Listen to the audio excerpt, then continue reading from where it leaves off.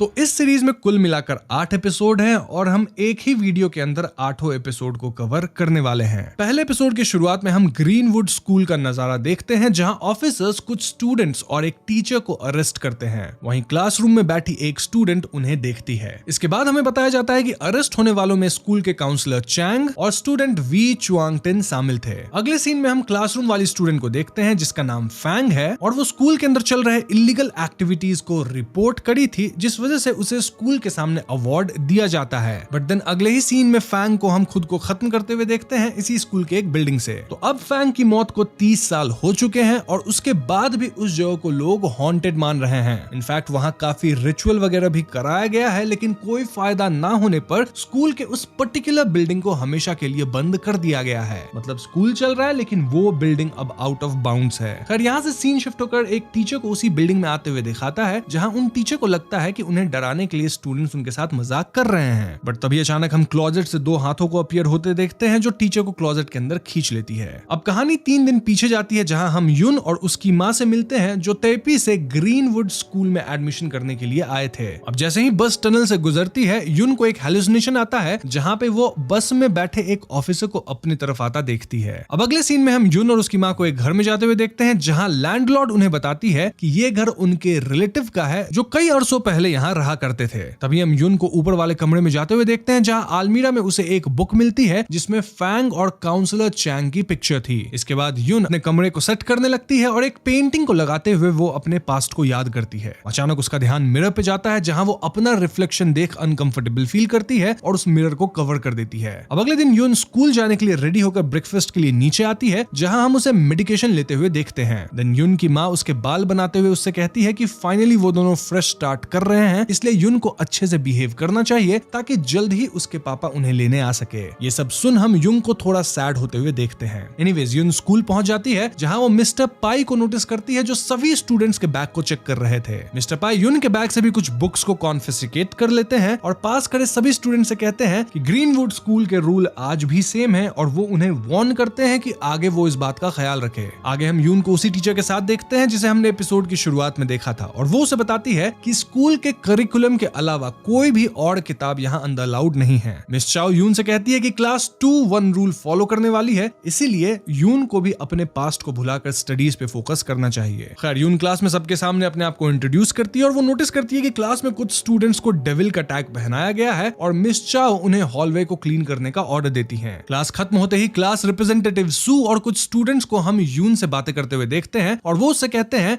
कि वो डेविल्स की तरफ ध्यान ना दे और उन्हें इग्नोर करे। सीन शिफ्ट होकर एक टेंपल में आता है, जहां हम उसी डेविल टैग पहने हुए स्टूडेंट को देखते हैं जिसका नाम चैंग है। यहाँ हम जान पाते हैं कि ये सिटी ऑफ गॉड का टेंपल है और चैंग फैमिली कई जनरेशन से इस टेंपल की देख रेख करते आ रहे हैं। ये फैमिली लोगों के लिए रिचुअल्स भी परफॉर्म करते हैं। यहाँ से चैंग वेनलियन के पिता उसे अपने अंकल वी के लिए खाना ले जाने के लिए कहते हैं और हम यहाँ समझ पाते हैं कि वेनलियन को टेंपल में काम करना कुछ खास पसंद नहीं है। खैर हम चैंग वेनलियन को अपने अंकल के लिए खाना ले जाते हुए देखते हैं और हम नोटिस करते हैं कि अंकल वे थोड़ा वियर्ड बिहेव कर रहे थे एज वो चैन वेनलियन के रेडियो को बंद कर देने पे उस पे गुस्सा हो जाते हैं। वेनलियन उनसे पूछता है कि आखिर वो किस चीज से इतना डरते हैं, जिस पे अंकल वी कहते हैं कि वो ये सब बातें ना करे क्योंकि कोई अभी भी इस कमरे में मौजूद है। अब यहाँ अंकल वे किसकी बात कर रहे हैं ये हमें आगे के एपिसोड में पता चलेगा। एनीवेज वेनलियन वापस घर आता है और हम उसे टेंपल के डोनेशन बॉक्स में से कुछ पैसे निकालते हुए देखते हैं, जिसे वो संभाल कर अपने कमरे में रख देता है। अब अगले दिन ची यून को स्कूल का टूर देती है और वो उसे हाउनचुई बिल्डिंग के बारे में बताती है जो ओल्ड ग्रीनवुड स्कूल का पार्ट था, लेकिन कुछ सुपरनैचुरल घटनाओं की वजह से उसे बंद कर दिया गया है। हाउनचुई बिल्डिंग बेसिकली वही बिल्डिंग है जहां पे कांड हुआ था 30 साल पहले, जो कि अब आउट ऑफ बाउंड्स है और वहां जाना अलाउड नहीं है। खैर तो अचानक यून बाकी स्टूडेंट्स को अपनी तरफ देखता हुआ नोटिस करती है और वो हैलुसिनेट करती है कि सब उसे बुरा भला कह रहे हैं, जबकि रियलिटी में ऐसा कुछ नहीं था। यून ची से कहती है कि उसकी तबीयत कुछ ठीक नहीं है, इसलिए वो इन्फर्मरी जा रही है। ची उसके साथ जाने की बात कहती है, लेकिन यून उसे मना कर देती है। तो यून ची से झूठ बोलकर हाउनचुई बिल्डिंग में एंटर करती है और हम बिल्डिंग के अंदर एक और स्टूडेंट को नोटिस करते हैं जो कि डेविल का टैग पहनी हुई थी और वो रोते हुए किसी से ये कहती है कि अब वो इस तरह और नहीं जी सकती। यहाँ से सीन शिफ्ट होकर यून को दिखाता है जो बिल्डिंग के रूफ पे बैठे अपना मेडिसिन ले रही होती है, जो शायद वो अपने हैलुसिनेशंस के लिए लेती थी। तभी वहाँ चैंग वेनलियन आ जाता है और हम दोनों की अच्छी दोस्ती होते हुए देखते हैं। यून के पूछने पे वेनलियन बताता है कि उसे डेविल टैग इसलिए पहनाया गया है क्योंकि उसके ग्रेड्स लो हैं। वेनलियन कहता है कि एक दिन वो इस शहर छोड़कर चला जाएगा क्योंकि उसे यहाँ घुटन महसूस होती है। क्यों? क्योंकि यहाँ के लोग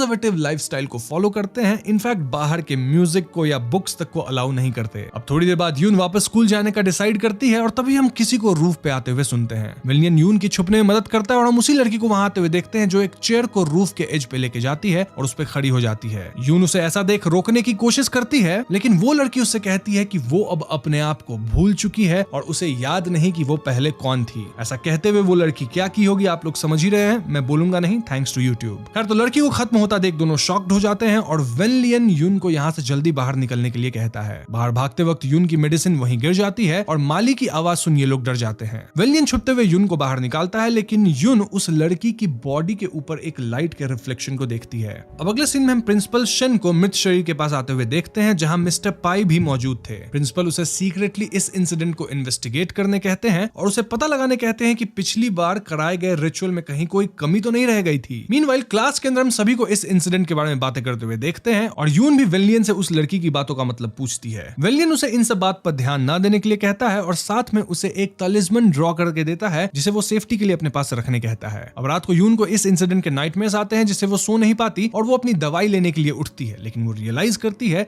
कि उसने अपना मेडिसिन वाला बॉक्स वहीं पे गिरा दिया है। अगली सुबह स्कूल में मिस्टर पाई सभी क्लास रिप्रेजेंटेटिव्स को डांटते हैं और उन्हें उन स्टूडेंट के नाम नोट करने के लिए बोलते हैं जो इस इंसिडेंट के बारे में बात करते नजर आए। ची के वापस क्लास में आने पर यून उसे अकेले में चलकर बात करने के लिए कहती है। इसके बाद हम दोनों को वॉशरूम में बातें करते हुए देख पाते हैं, जहां यून उसे बताती है कि कल वो हानशुई बिल्डिंग गई थी और वहां उसका कोई सामान रह गया है। ची ये सुन उस पर गुस्सा करती है और उसे ये बात किसी और को बताने से मना करती है। अब इनके जाने के बाद हम वॉशरूम में किसी और स्टूडेंट को नोटिस करते हैं। नाउ क्लासरूम में मिस चाओ उन सभी बच्चों को क्लास के सामने बुलाकर उन्हें डांटती हैं जिनके नाम ची ने नोट किए हुए थे। तभी वहां मिस्टर पाई आते हैं और विलियन को पूछते हैं कि कल उसके साथ हानशुई बिल्डिंग में कौन गया था, जिसपे विलियन कहता है कि वो अकेला वहां गया था। मिस्टर पाई उसे थप्पड़ मारते और कहते हैं कि वो झूठ बोल रहा है। मिस्टर पाई उसे पनिश करते हैं और क्लास रिप्रेजेंटेटिव को भी डांटते हैं कि ये उसकी रिस्पॉन्सिबिलिटी थी कि वो स्टूडेंट का पता लगाए कि विलियन के साथ हानशुई बिल्डिंग में कौन गया था। तभी हम एक डेविल टैग पहने हुए लड़की को खड़े होते हुए देखते हैं और वो मिस्टर पाई से झूठ कहती है कि यून ने उसे बताया था कि वो कल हानशुई बिल्डिंग गई थी। ये सुनते ही यून गुस्सा होकर कहती है कि वो झूठ बोल रही है, जिसपे वो स्टूडेंट कहती है कि तुमने थोड़ी देर पहले मुझे वॉशरूम में ये बात बताई थी और ची भी वहां मौजूद थी। मिस्टर पाई के पूछने पे ची कोई जवाब नहीं देती और मिस्टर पाई डेविल का टैग यून को पहना देते हैं। जाते हुए मिस्टर पाई मिस चाओ को अपने क्लास पर ध्यान देने की सलाह देते हैं, जिसे सुन मिस चाओ बिल्कुल भी खुश नहीं थी। आगे हम प्रिंसिपल को टीचर्स के साथ एक मीटिंग करते हुए देखते हैं, जहां मिस्टर पाई सभी टीचर को अपने क्लास के प्रॉब्लमेटिक बच्चों का रिपोर्ट तैयार करने कहते हैं। यहाँ मिस चाओ इंसल्टेड फील करती है और अगली क्लास में हम उन्हें यून पे गुस्सा होते हुए देखते हैं। यून यहाँ बेसिकली उन्हें बता रही थी कि स्टूडेंट्स ने उसका एग्जाम पेपर चेंज कर दिया है, लेकिन मिस चाओ उसकी बात पे भरोसा नहीं करती। इनफैक्ट वो यून की सबके सामने बेइज्जती तक करती है और उसे स्टिक से मारती है। मिस चाओ एड्स कि वो यून की माँ से उसकी कंप्लेन करेगी और ये सुन यून की तबीयत फिर से खराब होने लगती है और हम उसे स्कूल के बाद हानशुई बिल्डिंग की ओर जाते हुए देखते हैं। यून बिल्डिंग के अंदर अपनी मेडिसिन बॉक्स को ढूंढने लगती है जो उसे वॉशरूम में पड़ा हुआ मिलता है। जैसे ही वो उसे उठाने जाती है, वॉशरूम का डोर अपने आप बंद हो जाता है और यून ये देख पैनिक करने लग जाती है। तभी वहां उसे किसी के चलने की आवाज आती है और एक लड़की की आवाज उसे सुनाई देती है जो उसे मैनिपुलेट करती है और कहती है कि वो दोनों एक डील कर सकते हैं जहां वो यून की कोई भी हेल्प कर सकती है। इस पे यून मिस चाओ को याद करते हुए कहती है कि वो उन्हें दोबारा देखना नहीं चाहती और तभी वॉशरूम का डोर खुल जाता है। इसके बाद यून घर वापस आती है और अपने माँ को अपसेट देख उनसे उनकी तबीयत के बारे में पूछती है, लेकिन वो उसे कोई जवाब नहीं देती। सोते वक्त यून ड्रीम में मिस चाओ को हानशुई बिल्डिंग में जाते हुए देखती है, जहां कोई अनजान शक्ति उन पे अटैक कर देती है, जिसे देख वो डर जाती है। अचानक हम वहां फैंग के स्पिरिट को आते हुए देखते हैं और एपिसोड 1 यहीं पे खत्म हो जाता है।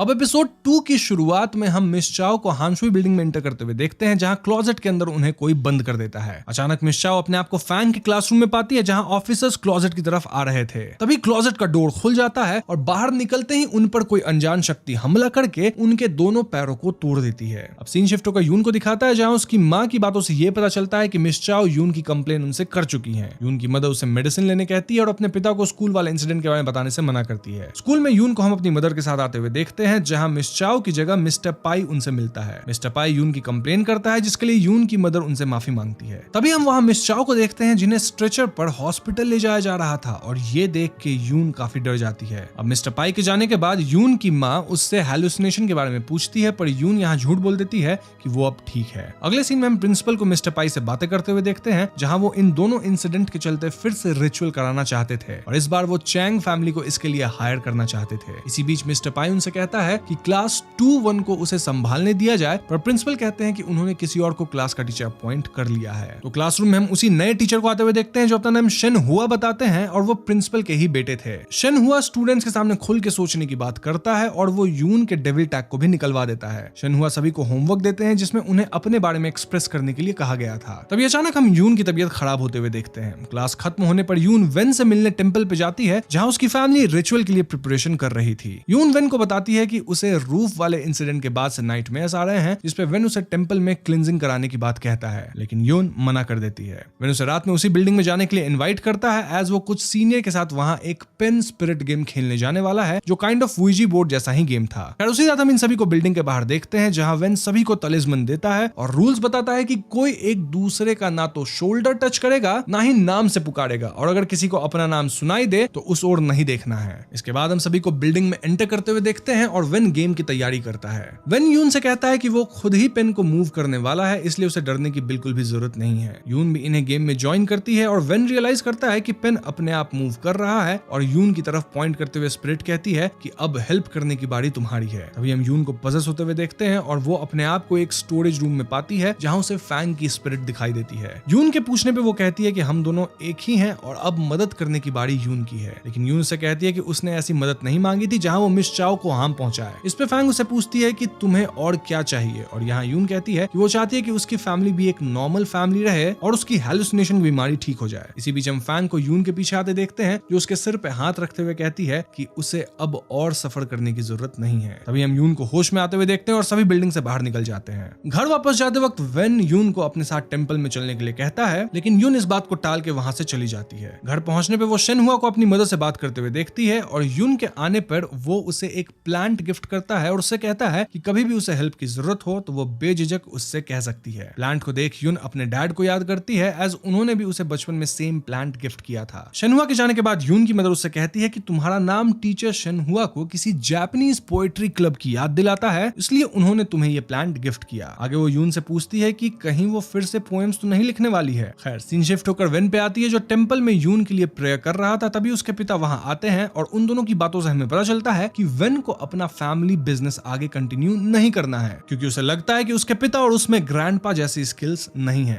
अगली सुबह हम चेंग फैमिली को रिचुअल के लिए स्कूल की ओर जाते हुए देखते हैं जहां रास्ते में ग्रेव यार्ड पे वेन अपने अंकल वी को एक ग्रेव के पास नोटिस करता है। स्कूल में पहुंचकर वेन अपने फैमिली के साथ रिचुअल शुरू करता है और हम सभी टीचर और प्रिंसिपल को वहां आते हुए देखते हैं। यहाँ यून सबसे छुपकर हांशुई बिल्डिंग के अंदर जाती है जहां उसे सीलिंग पे ब्लड और एक ब्लैक स्पिरिट दिखाई देती है जिसका पीछा करते हुए वो कॉरिडोर पे पहुंचती है जहां वो अपनी तरफ एक घोस्ट को आता हुआ देखती है। इस घोस्ट के हाथ पैर में बेड़ियां लगी हुई थी। तभी दूसरी तरफ से एक स्टूडेंट की घोस्ट उसकी तरफ आती है और इससे बचने के लिए यून क्लासरूम में छुप जाती है एंड देन बाहर सब कुछ शांत होता है। लेकिन वहां भी उसे स्टूडेंट के घोस्ट नजर आते हैं जो इस बार फैंग की तरफ आगे बढ़ रहे थे जिन्हें देख फैंग डरी हुई थी। यून फैंग का पीछा करते हुए दूसरे कमरे में जाती है जहां उसे एक लाइट आती हुई दिखाई देती है और इसे चेक करने पे उसे एक पेंडेंट दिखाई देता है। तभी वहां हम फैंग को देखते हैं जो अपने तरफ आ रही उसी लड़की के घोस्ट से डरी हुई थी जिसे बचाने के लिए यून वो पेंडेंट उठा लेती है। उसके ऐसा करते ही वेन भगवान के स्टैचू से ब्लड निकलते हुए देखता है जिससे रिचुअल से उसका ध्यान भटक जाता है। ये बात वेन अपने पिता को बताता है पर वो उसकी बातों पे भरोसा नहीं करते। रिचुअल के एंड में हम इन्हें हांशुई बिल्डिंग में नया तलिस्मन लगाते हुए देखते हैं। नेक्स्ट डे हम यून को वही पेंडेंट पहने हुए देखते हैं और जब वो अपने आप को मिरर में देखती है तो हम उसके पीछे फैंग की स्पिरिट को देखते हैं। इनफैक्ट हम यून के बिहेवियर में भी चेंज देख पाते हैं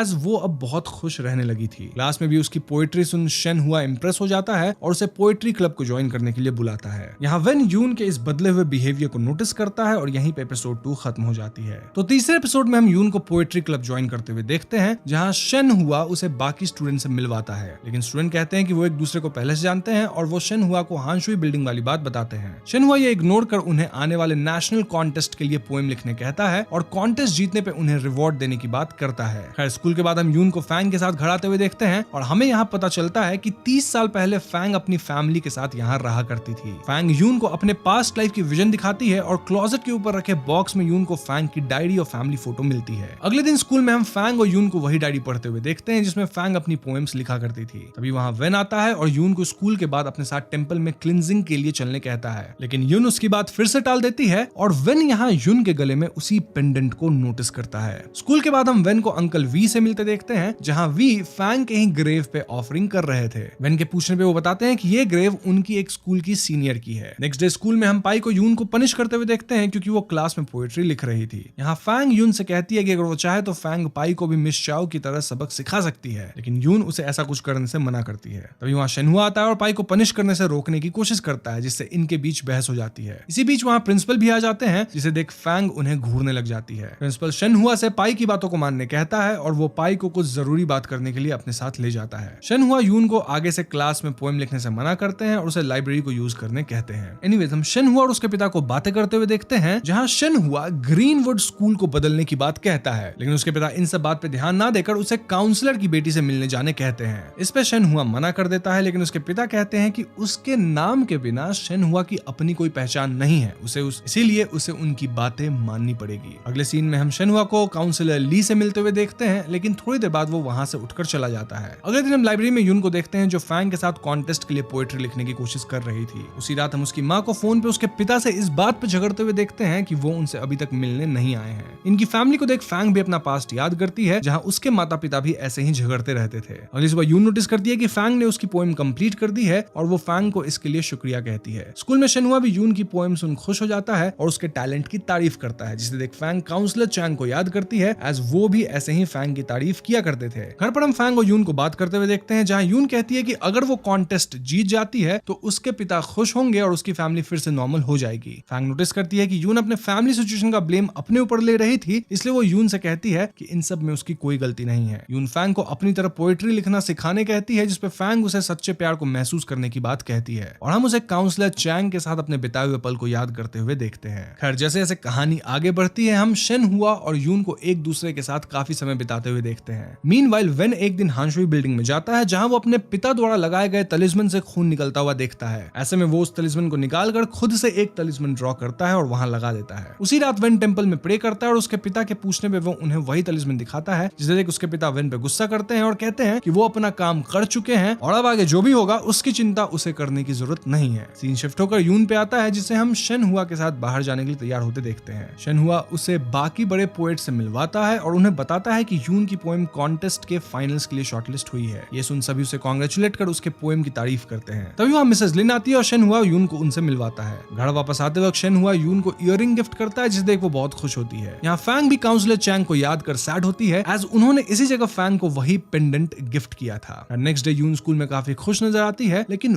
वेन नोटिस करता है कि यून ने अपने टेस्ट पेपर में फैंग का नाम लिखा हुआ है और वो उसे अपना नाम सुधारने कहता है। तभी वेन को याद आता है कि उसने ये नाम उसी ग्रेव में देखा था जिसे अंकल वी हमेशा विजिट करते हैं। तो स्कूल के बाद हम वेन को अंकल वी से मिलते हुए देखते हैं और वो उनसे फैंग के बारे में पूछता है, लेकिन वी उसे कुछ नहीं बताते। इनफैक्ट गुस्सा अलग हो जाते हैं। अब वेन भी हार नहीं मानता। इनफैक्ट वो लाइब्रेरी में जाकर फैंग के बारे में ढूंढने लगता है, जहां वो नोटिस करता है कि फैंग की हर पिक्चर को किसी ने खराब कर दिया था। तभी वेन न्यूज़पेपर में उसी रूफ वाली लड़की की न्यूज देखता है और वो उसके गले में पेंडेंट को नोटिस करता है। वेन यून को ढूंढते हुए हांशुई बिल्डिंग के रूफ पे जाता है और यून से पेंडेंट को उसे देने कहता है, एज फैंग यून को पेंडेंट के थ्रू ही पोजेस कर रही है एंड इट्स क्वाइट पॉसिबल कि वो यून को मार भी देगी। ये सुन यून शॉक हो जाती है, लेकिन वो वेन को पेंडेंट नहीं देती। वेन जबरदस्ती पेंडेंट निकालने की कोशिश करता है, जिससे यून उसे रोकने के लिए धक्का देती है और इसके बाद वेन एकदम से अपने आप को एक क्लासरूम में पाता है। वहां हम फैंग और यून को भी देखते हैं, जहां यून फैंग से पूछती है कि क्या वेन सच कह रहा था, जिसे सुन हम फैंग को स्माइल करते हुए देखते हैं और एपिसोड 3 यहीं पे खत्म हो जाती है। अब चौथे एपिसोड में हम फैंग और यून को बातें करते हुए देखते हैं, जहां फैंग यून से कहती है कि उसकी वजह से यून की लाइफ नॉर्मल हुई है, क्योंकि उसका पोएम तो वही लिखी एंड देखा जाए तो उसके इलनेस को भी वही ठीक की। ये सुनते ही यून फैंग से कहती है कि वो इसलिए उसकी हेल्प ले रही थी ताकि वो उसका अब यहाँ हमें फैंग का असली मोटिव पता चलता है। दरअसल वो यून को पजेस कर उन लोगों से बदला लेना चाहती थी जिन्होंने उसके साथ गलत किया है। यून फैंग की बातें सुन वो पेंडेंट निकाल देती है और हम उसे वो पेंडेंट वेन को देते हुए देखते हैं। वेन उस पेंडेंट को तलिस्मन से कवर करता है और टेंपल में वेन फैंग के बारे में जानने की कोशिश करता है। वेन यून को बताता है कि फैंग के नाम का मतलब है अवॉइडेंस या रिट्रीट, मीनिंग कोई भी प्रॉब्लम होने पर फैंग उसे फेस करने के बजाय उससे दूर भागने की कोशिश करती है। एनीवेज हम नोटिस करते हैं कि यून की इलनेस वापस आ गई है, एज वो अपने आप को मिरर में इविल वे में स्माइल करते हुए देखती है। वेन पेंडेंट को टेंपल में ही रखने के लिए कहता है और तभी वहां उसकी मदर आती है, जो यून को डिनर के लिए इनवाइट करती है। घर वापस जाते समय यून वेन से पूछती है कि वो ये सिटी क्यों छोड़ना चाहता है, जिसपे वेन कहता है कि टेंपल का काम आसान नहीं है और उसके पिता और उसमें अपने ग्रैंडपा की तरह स्किल नहीं है। लेकिन यून उससे कहती है कि एटलीस्ट उसके पिता लोगों की हेल्प तो कर रहे हैं। यहाँ वेन यून से शेनहुआ के बारे में पूछता है, लेकिन यून उसकी बातों को टाल देती है। वेन यून से कहता है कि अगर उसे किसी भी हेल्प की जरूरत हो तो पहले उसके पास आए, वो उसकी सभी प्रॉब्लम को दूर कर देगा। ये सुन यून कहती है कि उसे एक इलनेस है जिसके लिए वो मेडिसिन लेती है और वेन उसे ठीक नहीं कर सकता।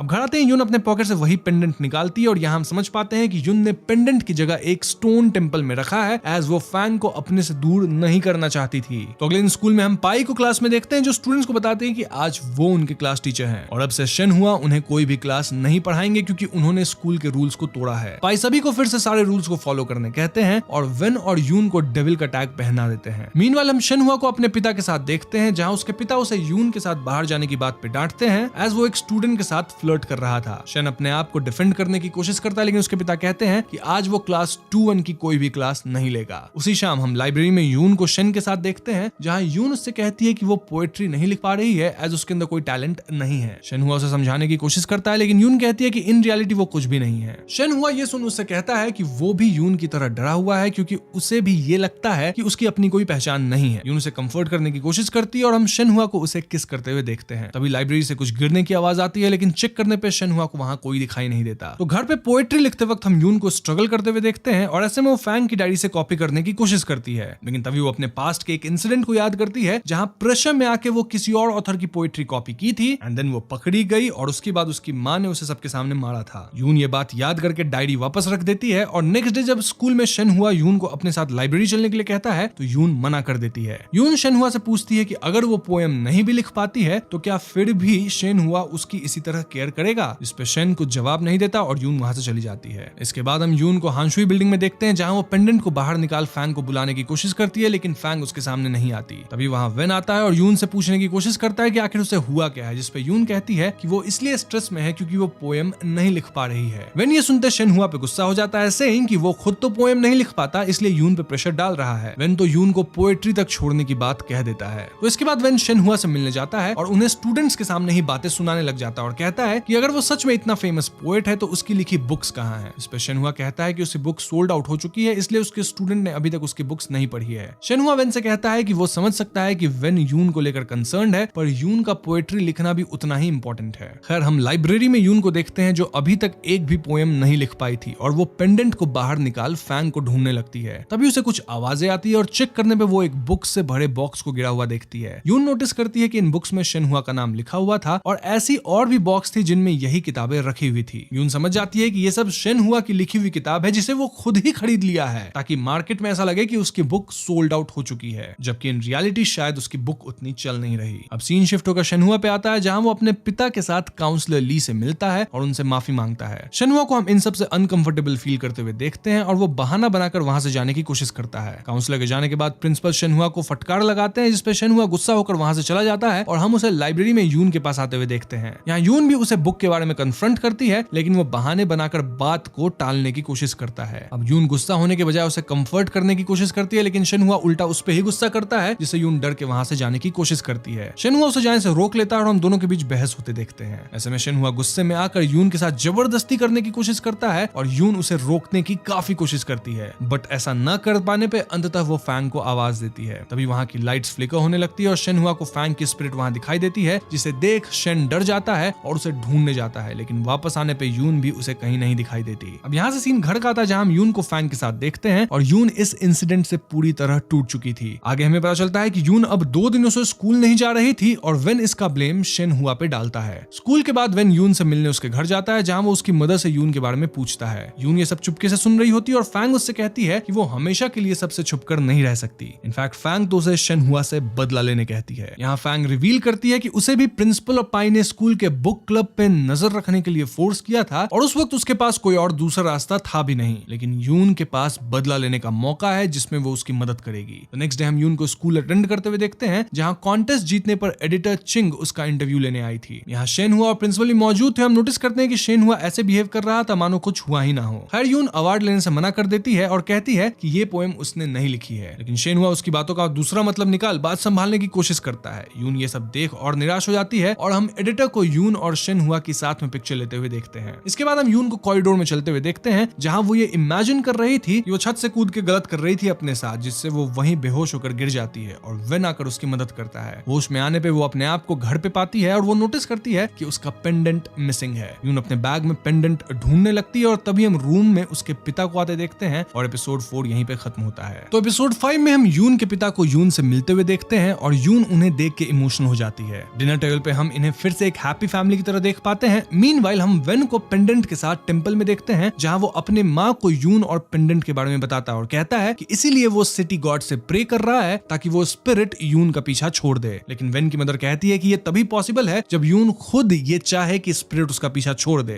तो नेक्स्ट टाइम यून को स्कूल से घर आते देखते हैं, जहां घर पर उसके माता पिता एब्सेंट नजर आते हैं। यून के पिता रिवील करते हैं कि उन्होंने यून की डायरी पढ़ी है और वो यून से शेनहुआ के बारे में पूछते हैं। पहले तो यून झूठ बोल देती है कि उसे कुछ भी याद नहीं है, लेकिन उसके पिता उसे प्यार से समझाते हैं। अगले दिन हम यून के पिता को प्रिंसिपल से मिलते हुए देखते हैं, जहां वो प्रिंसिपल को कन्फ्रंट करते हैं, लेकिन प्रिंसिपल बात को टालने की कोशिश करता है। इस पे यून के पिता प्रिंसिपल को धमकी भी देते हैं। उनके जाने के बाद प्रिंसिपल शेनहुआ को बुलाकर उसे फटकार लगाते हैं। सीन शिफ्ट होकर यून पे आती है, जहां हम उसे अपने पिता के साथ टाइम स्पेंड करते हुए देखते हैं। लेकिन तभी यून के पिता को किसी सिंडी का कॉल आता है, जिसे देख यून थोड़ा उदास हो जाती है और अपने पिता से पूछती है कि क्या इस बार वो थोड़े ज्यादा समय के लिए उनके साथ रुक सकते हैं। खैर अगले दिन स्कूल में हम एक कमेटी को यून के केस के लिए मीटिंग करते हुए देखते हैं और कमेटी मेंबर्स यून से इंसिडेंट की डिटेल्स पूछते हैं, पर यून के पिता उसकी जगह जवाब देते हैं। कमेटी मेंबर्स यून से पूछते हैं कि क्या इंसिडेंट के वक्त कोई और वहां मौजूद था, जिस पे यून ना में जवाब देती है। यहाँ प्रिंसिपल मेंबर्स को मिसगाइड करने की कोशिश करते हैं, मतलब बेसिकली वो ऐसा नैरेटिव बना रहे थे कि यून की गलत फहमी है, शेनहुआ बस उसका केयर करता है, जिसको यून प्यार समझ बैठी। प्रिंसिपल यून के पिता मिस्टर लियू को यून के असॉल्ट की मेडिकल रिपोर्ट मांगते हैं ताकि साबित किया जा सके कि ये सच में हुआ था। प्रिंसिपल की बात सुन सभी मेंबर्स भी हामी भरते हैं, लेकिन यून उन्हें एविडेंस के रूप में अपने हाथ के ब्रूजेस को दिखाती है। इसके बाद हम यून को हॉस्पिटल में मेडिकल टेस्ट करवाते हुए देखते हैं और उसके बाद वो अपने पिता के पास जाती है, जिन्हें हम फोन पर अपने सेकंड वाइफ से बात करते हुए सुनते हैं। हम ये समझ पाते हैं कि अपने सेकंड वाइफ से उनको एक बच्चा भी है। अब सुबह स्कूल में हम यून को शेनहुआ से मिलते हुए देखते हैं, जो यून से कहता है कि हमें उस दिन के इंसिडेंट को भुलाकर नई शुरुआत करनी चाहिए, और वो यून से बेग करता है कि इस केस में वो उसकी मदद करे, लेकिन यून वहां से चली जाती है। मीनवाइल हम कमेटी के पोएट्री क्लब के स्टूडेंट्स और क्लास रिप्रेजेंटेटिव ची से पूछताछ करते हुए देखते हैं। यहाँ स्टूडेंट्स बताते हैं कि कॉन्टेस्ट की वजह से शेनहुआ सिर्फ यून पे ही ध्यान देता था और कई बार दोनों लाइब्रेरी में अकेले टाइम स्पेंड भी करते थे। एनीवेज हम शेनहुआ को स्टाफ रूम में देखते हैं, जो एडिटर चिंग द्वारा लिए गए फोटोज में फैन को नोटिस करता है और उसे याद आता है कि लाइब्रेरी में भी उसने इसी स्टूडेंट को देखा था। शेनहुआ ये बात अपने पिता को बताता है, लेकिन उसके पिता उसे इन सब की चिंता न करके अपने स्टेटमेंट पे ध्यान देने के लिए कहते हैं। ना क्लासरूम में हम सभी स्टूडेंट्स को यून के बारे में गॉसिप करते हुए सुनते हैं, जिससे यून की तबीयत खराब होने लगती है। तभी उसे क्लास के बाहर फैंग की स्पिरिट दिखाई देती है। इसके बाद हम यून को हांशुई बिल्डिंग में देखते हैं, जहां वेन उससे मिलने आता है और वो यून को सभी की बातों को इग्नोर करने कहता है। वेन उससे पूछता है कि क्या सच में उसके और शेनहुआ के बीच में कुछ हुआ था, जिस पे यून उसे ना में जवाब देती है और वेन गुस्सा होकर उसे उसके साथ ये सिटी छोड़ने के लिए कहता है। सीन अगले दिन मीटिंग पे शिफ्ट होती है और मेंबर्स यून की मेडिकल रिपोर्ट में यून के वुंड्स में शेनहुआ की स्किन सेल्स मिलने की बात करते हैं। शेनहुआ अपनी स्टेटमेंट देता है कि वो तो बस यून को एज ए टीचर की तरह गाइडेंस दे रहा था, जिसे यून गलत समझ बैठी। यून के पिता ये सुन गुस्सा हो जाते हैं और सभी को शेनहुआ का दिया गिफ्ट दिखाते हैं। इस पे शेनहुआ कहता है कि ये तो बस उसने यून के कॉन्टेस्ट में सिलेक्ट होने पर एज ए रिवॉर्ड उसे दिया था। यून के पिता शेनहुआ पर अपनी अथॉरिटी का यूज कर यून का फायदा उठाने का ब्लेम डालते हैं, लेकिन पाई मेंबर्स के सामने यून के पुराने स्कूल में हुए इंसिडेंट की रिपोर्ट पेश करता है, जहां उस पे प्लेजरिज्म का आरोप लगा था। पाई बेसिकली यहाँ यून को झूठी साबित कर रहा था, मतलब उसे एक पैथोलॉजिकल लायर बुला रहा था, और ये सुन यून के पिता गुस्सा हो जाते हैं। यहाँ सभी यून को ही ब्लेम करने लग जाते हैं, इनफैक्ट क्वेश्चन करने लगते हैं कि अगर शेनहुआ यून के साथ बुरा किया है तो इसका विटनेस कोई क्यों नहीं है। तभी पाई चे को बुलाता है, एज उसके पास इस केस से रिलेटेड कोई इंपॉर्टेंट डिटेल्स है। चे ह्यू मेंबर्स को बताती है कि एक दिन वो यून को ढूंढते हुए लाइब्रेरी में गई थी, जहां उसने शेनहुआ और यून को किस करते हुए देखा था। मेंबर्स उससे पूछते हैं कि किस इनिशिएट किसने किया था, जिसपे वो शेनहुआ का नाम लेती है, जिसे सुन सभी शॉक हो जाते हैं। इसके बाद हम यून को घर पे अपनी माँ के साथ देखते हैं, जहां उसकी माँ कहती है कि ये सब उनकी ही वजह से हो रहा है, क्योंकि वो ही यून को यहाँ लेकर आई थी। लेकिन यून कहती है कि गलती उसी की है और ये सब जो हो रहा है वो उसकी वजह से हो रहा है। नेक्स्ट डे स्कूल में हम शेनहुआ को मीटिंग के दौरान लाइब्रेरी में हुए किस का सारा ब्लेम यून पे डालते हुए देखते हैं। तभी यून के पिता सबके सामने कहते हैं कि यून को मेंटल इलनेस है और इस इंसिडेंट से उसके मेंटल हालत पर और जोर पड़ रहा है। ये सुन यून और उसकी माँ दोनों शॉक में आ जाते हैं और यून की माँ उसे कंफर्ट करने की कोशिश करती है। पाई मेंबर्स को बताता है कि काउंसलर और मेडिकल रिपोर्ट में भी यही लिखा है कि यून की मेंटल हेल्थ ठीक नहीं है और उसे हैलुसिनेशंस और डिल्यूजन्स भी होते रहते हैं, और इसी डिल्यूजन के चलते वो शेनहुआ के अटेंशन को प्यार समझने लगी। आगे प्रिंसिपल कहते हैं कि यून शेनहुआ के रिजेक्शन को हैंडल नहीं कर सकी, इसलिए वो असॉल्ट की झूठी कहानी बनाने लगी। यहाँ शेनहुआ भी कहता है कि उसे यून कभी पसंद ही नहीं थी। ये सब सुनते ही यून टूट जाती है और हम शेनहुआ को भी रोते हुए देखते हैं, और इसका मतलब ये कि वो यून की केयर करता था, लेकिन उसने यून के साथ गलत भी किया था, जिसका रिग्रेट शायद उसे था, लेकिन वो अपने पिता की बात मान यहाँ यून को ही गलत साबित कर चुका है। तो कमेटी केस पे अपना फैसला सुनाती है और सारा ब्लेम यून के डिल्यूजन पे डाल के केस को डिसमिस किया जाता है। यून के पिता उन्हें स्कूल में ही छोड़ वहां से अकेले चले जाते हैं और यून यहाँ फिर से अकेली हो जाती है। तभी वेन उसके पास आता है और उसे एक नोट देकर वहां से चला जाता है। घर पे हम यून के पिता को वापस जाते हुए देखते हैं और यून की मदर उन्हें रोकने की कोशिश करती है, पर वो नहीं रुकते। यून ये सब अपने कमरे से सुन रही थी और वो वो वेन के दिए हुए नोट को पढ़ती है जिसमें वेन ने यून को आज रात बस स्टैंड पे मिलने कहा था। अगले सीन में हम यून को बस स्टैंड पे खड़ा देखते हैं लेकिन वेन वहां नहीं आता। इसके बाद यून टेंपल पे जाती है जहां उसे वही पेंडेंट दिखाई देती है और उसको देख वो रोने लगती है। घर पर उसे हम फिर से फैंग से बात करते हुए देखते हैं और यहाँ फैंग उसे बदला लेने में उसकी मदद करने की बात कहती है,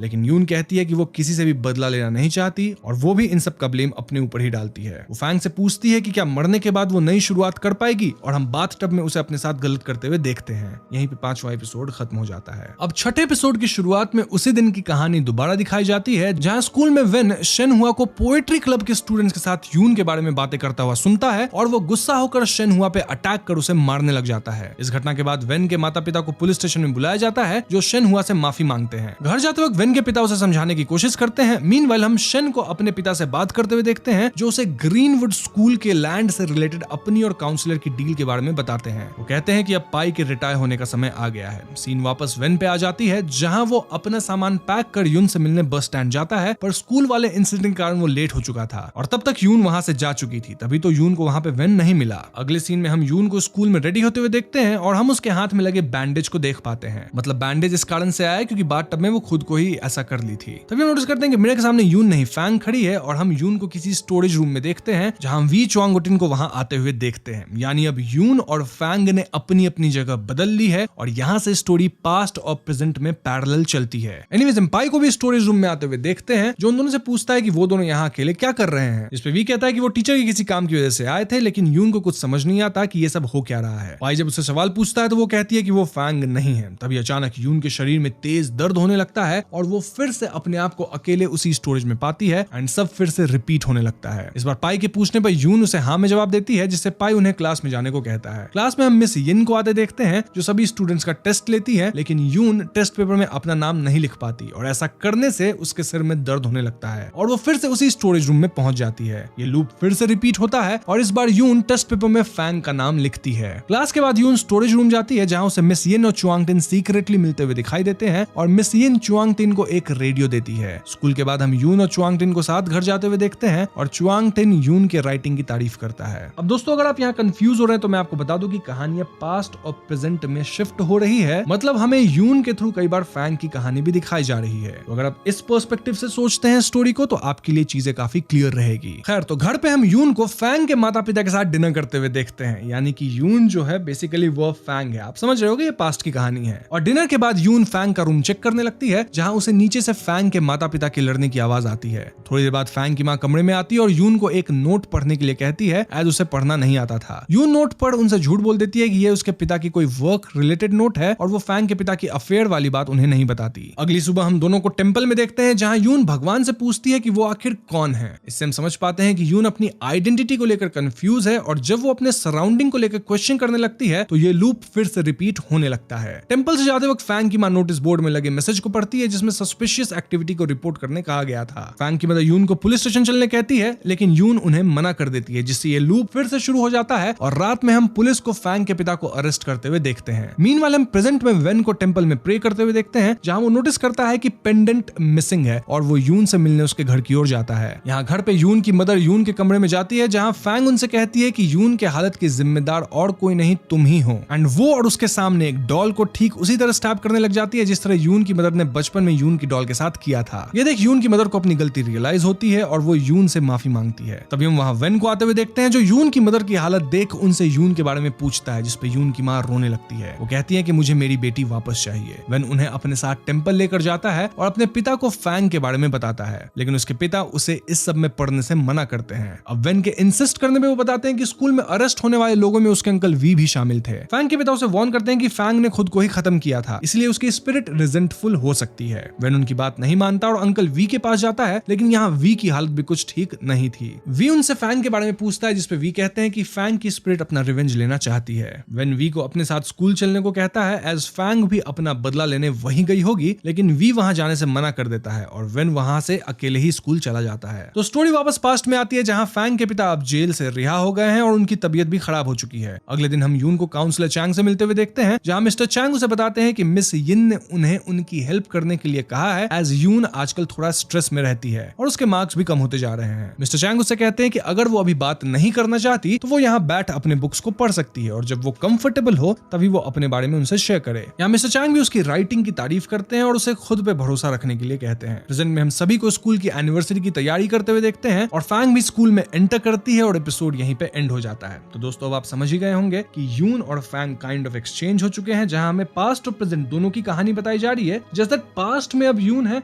और प्रेजेंट में फैंग है। अब 7वें एपिसोड में हम स्कूल में पाई को आते देखते हैं और डीन शन उसे प्रिंसिपल यिन से मिलवाता है। डीन उन्हें बताता है कि पाई आर्मी से ट्रांसफर होकर हमारे स्कूल में सर्विस देने आए हैं। प्रिंसिपल पाई का वेलकम करते हुए उससे कहते हैं कि ये स्कूल है, आर्मी नहीं, इसीलिए उन्हें एडजस्ट करने में थोड़ी परेशानी हो सकती है। प्रिंसिपल यिन के जाने के बाद हम पाई और डीन शन को बात करते हुए देखते हैं। सीन शिफ्ट होकर यून को दिखाता है और हम देखते हैं कि मिस्टर चैंग और उसके बीच नजदीकियां बढ़ने लगी है और पाई भी ये नोटिस करता है। एनीवेज एक दिन मिस्टर चैंग के साथ गार्डनिंग करते हुए यून रूई प्लांट को नोटिस करती है और उसे अपने पिता की विजन आती है, पर यून उसे समझ नहीं पाती। यानी अब यून अपने आप को पूरी तरह भूल चुकी है और फैंग की जिंदगी जीने लगी है। यून जैसे ही ये बात मिस्टर चैंग को बताने की कोशिश करती है उसके सर में तेज दर्द होने लगता है, लेकिन इस बार वो लूप में नहीं जाती। इसके बाद यून और मिस्टर चैंग बाहर टाइम स्पेंड करते हैं और घर वापस आते समय मिस्टर चैंग यून को वही पेंडेंट गिफ्ट करते हैं। नेक्स्ट डे स्कूल में हम इन सभी को साथ में फोटो लेते हुए देखते हैं एज फैंग और चुआंगटीन ने पोएट्री में अवार्ड जीता था। यहाँ मिस यिन और चुआंगटीन भी यून और मिस्टर चैंग के बीच बढ़ती दोस्ती को नोटिस करते हैं। प्रेजेंट टाइम में हम पाई को प्रिंसिपल से मिलते हुए देखते हैं, जहाँ प्रिंसिपल से रिटायर होने की बात कहते हैं। इसे सुन पाई शॉक में आ जाता है। यहाँ हम दोनों के बीच बहस होते हुए देखते हैं और पाई कहता है कि उसे पता है कि वो फिर से कोई स्कीम प्लान कर रहा है, जैसा उसने 30 साल पहले बुक क्लब के नाम पे प्रिंसिपल यिन के साथ धोखा कर उन्हें अरेस्ट करवाया था एंड देन उनकी जगह ले ली थी। इसके बाद हम पाई को गुस्सा होकर अपने ऑफिस में जाते हुए देखते हैं और हम फैंग को भी स्कूल में आते हुए नोटिस करते हैं, लेकिन वेन उसे रोकने की कोशिश करता है और फैंग तो उसे उसी स्टोरेज रूम में ट्रैप कर देती है। वहीं पास्ट में हम यून को मिस्टर चांग से मिलने उनके ऑफिस में जाते हुए देखते हैं, लेकिन मिस्टर चांग अपने ऑफिस में मौजूद नहीं होते और यून उनके टेबल में रखे एक पेपर को नोटिस करती है जिसमें मिस यिन मिस्टर चांग को मिलने के लिए कहती है। तभी मिस्टर चांग वापस आ जाते हैं। थोड़ी देर बाद यून उनसे शाम को मिलने की बात कहती है और मिस्टर चांग उसे मना कर देते हैं, सेइंग कि आज वो उससे नहीं मिल पाएंगे। इसी बीच मिस यिन वहां आती है, जिसे देख यून गुस्सा होकर वहां से चली जाती है। यून बाहर से इनकी बातें सुनती है, जहां मिस यिन यून और चैंग के रिलेशन को लेकर मिस्टर चैंग को वार्न करती है और कहती है कि कहीं वो यून की वजह से पकड़े ना जाएं। तभी वहां पाई आता है और वो मिस लिन से कहता है कि प्रिंसिपल यिन उसे बुला रहे हैं। पाई यहाँ ये भी कहता है कि उसने सुना है कि कुछ टीचर्स बच्चों को प्राइवेट ट्यूशन के नाम पे उनके साथ बैंड बुक्स को पढ़ते हैं। ये सुन मिस यिन उन्हें चिंता ना करने की बात कहती है और वहां से चली जाती है। मीनवाइल हम यून को इनकी बातें सुनते हुए देखते हैं और वो यहाँ से चुआंगटिन से मिलने जाती है और उससे बुक क्लब के बारे में पूछती है और बताती है कि उसने मिस यिन और चुआंगटिन को स्टोरेज में चुपके से मिलते हुए देखा था। ये सुन चुआंगटिन उसे मिस यिन का दिया हुआ रेडियो दिखाता है और बताता है कि ये अनलाइसेंस्ड रेडियो है और हम इसमें ऐसे ब्रॉडकास्ट को सुनते हैं जो गवर्नमेंट द्वारा बैन की गई है। चुआंगटिन जैसे ही रेडियो ऑन करता है, हम प्रेजेंट में वी को उनकी बातें सुनते हुए देखते हैं, जिसे सुन पहले तो वी डर जाता है, लेकिन फिर वो चुआंगटिन को चिल्लाकर उससे कहता है कि वो यून को कुछ न बताए। वी की आवाज हम यून को भी सुनते हुए देखते हैं, लेकिन चुआंगटिन को कुछ भी सुनाई नहीं देता। खैर यून उससे उन बुक्स के बारे में पूछती है, लेकिन चुआंगटिन इस बात को टाल देता है। इसके बाद हम यून को स्टोरेज रूम में बुक्स ढूंढते हुए देखते हैं। तभी वहां मिस यिन आती है और उसके गले में पेंडेंट देख उसे समझाने की कोशिश करती है, लेकिन यून वहां से चली जाती है। नेक्स्ट डे हम यून को मिस्टर चांग के ऑफिस में देखते हैं, जहां मिस्टर चांग उसे कहते हैं कि उसकी काउंसलिंग पूरी हो चुकी है, इसलिए अब उसे उनके पास आने की कोई जरूरत नहीं है। यून मिस्टर चांग के ऐसे बिहेवियर से उदास हो जाती है और पेंडेंट को टेबल पे रख के वहां से चली जाती है। और शाम को हम उसे चुआंगटिन से मिलते देखते हैं, जो उसे बुक्स लिस्ट देता है और ये बात किसी को भी बताने से मना करता है। अगले दिन हम डीन शन और पाई को यून से पूछताछ करते देखते हैं, जहां वो उसे बुक क्लब के बारे में पूछते हैं और उन्हें पता है कि मिस्टर चांग और मिस यिन इसमें शामिल है। यून यहाँ कोई भी जानकारी होने से मना करती है, लेकिन पाई गुस्सा होकर उसके बाल खींचता है और उससे चांग और उसके रिलेशनशिप के बारे में सवाल पूछता है। डीन शन यून से कहता है कि अगर वो बुक क्लब के खिलाफ सबूत लाकर उन्हें देगी तो वो मिस्टर चांग का नाम इसमें शामिल नहीं करेंगे। सीन शिफ्ट होकर उसी दिन पे आता है जब मिलिट्री पुलिस मिस्टर चांग और बाकी सभी को अरेस्ट करती है। इसके बाद डीन शन यून को मिस्टर चांग का एक लेटर देता है और उससे कहता है कि चांग ने बस उसका यूज किया है। क्लासरूम में भी हम बाकी स्टूडेंट्स को यून को बुली करते हुए देखते हैं, जिसके बाद यून स्कूल के रूफ पे बैठ मिस्टर चांग का लेटर पढ़ती है, जिसमें वो यून से प्यार की बात को इनकार करते हैं। यून ये पढ़कर टूट जाती है और खुद को समाप्त करती है। तभी यून अपने आप को एक जेल में बंद पाती है, जहां वो उसी लड़की को देखती है जिसने उसे हानशुई बिल्डिंग में हॉन्ट किया था। यहाँ यून मिस्टर चांग और चुआंगटिन की मृत शरीर को भी देखती है और जैसे ही वो उस लड़की के सिर से बैग निकालने की कोशिश करती है, वापस स्टोरेज रूम पहुंच जाती है और ये लूप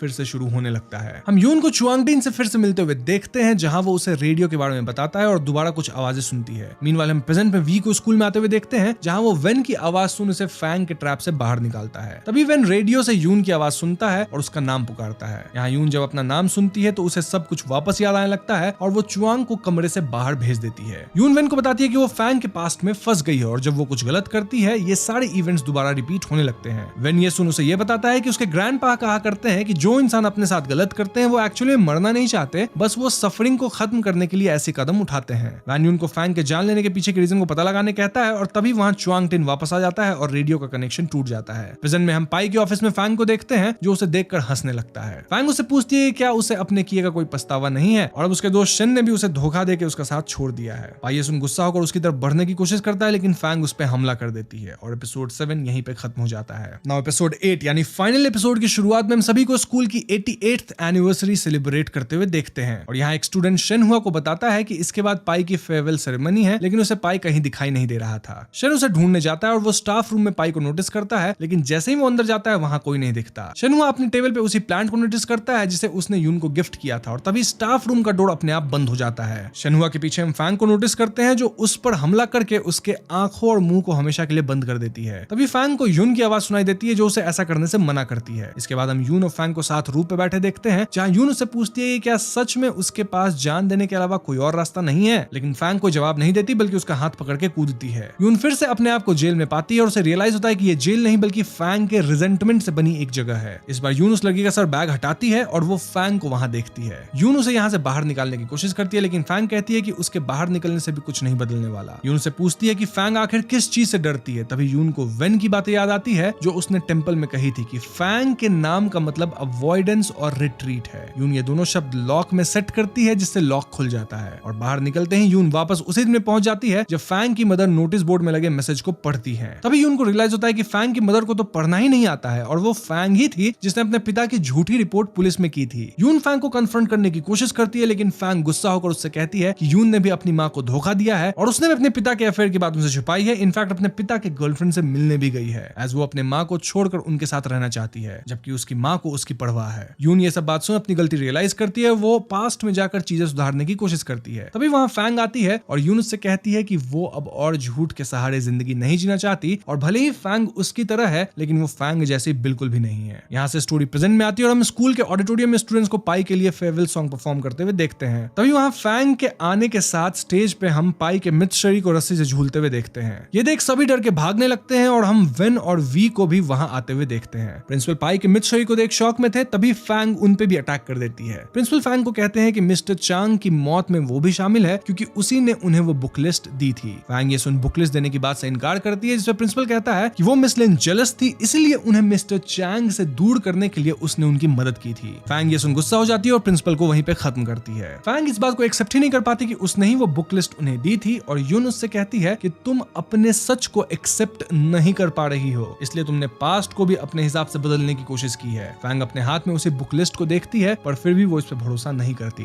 तभी वी फैंग को आवाज देता है और फैंग वी को जिंदा देख शॉक्ड हो जाती है और उसे लगता है कि फैंग भी मिस्टर चैंग के साथ मारा गया है। वी उसे बताता है कि मिस्टर चैंग ने उसकी मदद की थी इसीलिए उसे सिर्फ जेल की सजा हुई थी। यहाँ वी फैंग से कहता है कि उसे इस बात का रिग्रेट है कि उसने फैंग को बुक लिस्ट दिया और उसकी वजह से सब मारे गए। फैंग उससे माफी मांगती है लेकिन वी कहता है कि गलती उसकी भी थी क्योंकि वो फैंग को पसंद करता था इसलिए बस थोड़ी देर बात करने के लिए उसने वो उसे बुक लिस्ट दिया था। वी बताता है कि मिस्टर चैंग को ये बात पहले से पता थी कि फैंग ने वो बुक लिस्ट डीन शेन को दी थी। वी फैंग को मिस्टर चैंग का लेटर देता है जिसे पढ़ने पे उसे रियलाइज होता है कि मिस्टर चैंग सच में उससे प्यार करते थे लेकिन यून यहाँ फैंग से कहती है कि उसे ये बात पहले से पता था बस वो ये एक्सेप्ट नहीं कर पा रही थी। क्या एक्सेप्ट नहीं कर पा रही थी कि उसकी वजह से मिस्टर चैंग की जान गई है। ये सब सुनकर भी फैंग कहती है कि अब इसका कोई फायदा नहीं है क्योंकि एट द एंड कुछ भी चेंज नहीं होने वाला है। यू उसे कंफर्ट करती है और फैंग से कहती है कि फैंग उसे अपनी दुनिया में इसलिए लेकर आई थी क्योंकि वो चाहती थी कि कोई उसकी मदद कर सके और सिर्फ वही फैंग को अच्छी तरह समझ सकती है। यून फैंग को मिस्टर चैंग के पास ले जाती है जहां उन्हें एग्जीक्यूट करने के लिए लाया जाता है लेकिन मिस्टर चैंग इससे बिल्कुल भी डरे हुए नहीं थे। फैंग ये देख रोने लगती है और एटलीस्ट अब उसने अपनी सच्चाई को एक्सेप्ट कर ली है। यून उसे उसका पेंडेंट वापस करती है और हम फैंग की स्पिरिट को डिसअपीयर होते हुए देखते हैं। मतलब अब उसकी आत्मा को शांति मिल चुकी है। यहाँ से सीन शिफ्ट होकर थोड़े दिन बाद की कहानी दिखाता है जहाँ अब सब कुछ नॉर्मल हो चुका था और हम यून को स्कूल जाते हुए देखते हैं। यहाँ यून और उसके मदर की रिलेशनशिप भी अब काफी अच्छी हो गई थी। यून वेन से मिलने टेंपल पे जाती है और हम दोनों को वी से मिलते हुए भी देखते हैं जहाँ अब वी भी ठीक हो चुका था। इनफैक्ट वो पास्ट को भुला चुका था। रेडियो में चल रहे न्यूज से हमें पता चलता है कि प्रिंसिपल और काउंसलर ली का फ्रॉड पकड़ा गया है और हम स्कूल में शेन हुआ को अकेले बैठे देखते हैं। यहाँ हमें पता चलता है कि अब क्लास को स्टूडेंट्स ही संभालते हैं। क्लास के बाद हम यून और वेन को साथ में देखते हैं जहाँ यून स्कूल से आते हुए एक लाइट को नोटिस करती है है, लेकिन वो उसे इग्नोर कर वहां से चली जाती है। सीरीज के अंत में हम वेन और यून को साथ देखते हैं और यहीं पे सीरीज भी खत्म होती है। तो दोस्तों ये थी डिटेंशन सीरीज की कहानी, और भले ये सुनने में थोड़ी सी कंफ्यूजिंग लग रही होगी, लेकिन एक्चुअली में कहानी सिंपल ही है। मतलब हाँ, कहानी को पास्ट प्रेजेंट में बता के देन कैरेक्टर्स को अलग अलग टाइमलाइंस में डाल के चीजें को थोड़ी सी कॉम्प्लिकेट की गई है, आई अग्री। लेकिन अगर आप देखें तो यहाँ फैंग की स्टोरी है, यून की स्टोरी है, दोनों की स्टोरी काफी हद तक मिलती जुलती है। And the whole point was कि फैंग को रियलाइज करना था कि गलती उसकी भी थी। बेसिकली फैंग अपनी गलती को एक्सेप्ट करने के बजाय उससे दूर भाग रही थी, इसलिए उसकी स्पिरिट को पीस नहीं मिली और वो बदला लेने के लिए वापस फंसी रहती है। लेकिन जब यून उसे रियलाइज करवाई कि उसे अब अपने आप से डर के भागने की जरूरत नहीं है, तो उसकी आत्मा को फाइनली शांति मिल जाती है। यहाँ दोनों ही मिलकर एक दूसरे के डर को दूर करते हैं और सीरीज में हम हैप्पी एंडिंग होते हुए देखते हैं। अब लास्ट में जो यून को लाइट दिखाई दी वो हो सकता है किसी और स्पिरिट की हो, एंड इट्स क्वाइट पॉसिबल कि वहां और लोगों के साथ भी बुरा हुआ होगा, but I am pretty sure कि वो फैंग की स्पिरिट तो नहीं थी। अब इस सीरीज की प्लॉट एक रियल इंसिडेंट से लूजली इंस्पायर्ड है, जहां 1947 में तेपी में एक स्कूल के स्टूडेंट और टीचर मिलिट्री रिजीम के खिलाफ प्रोटेस्ट करते हैं, लेकिन मिलिट्री वॉयलेंस का यूज करके प्रोटेस्ट को दबाने की कोशिश करती है, जिसमें कई लोगों की जान चली गई थी।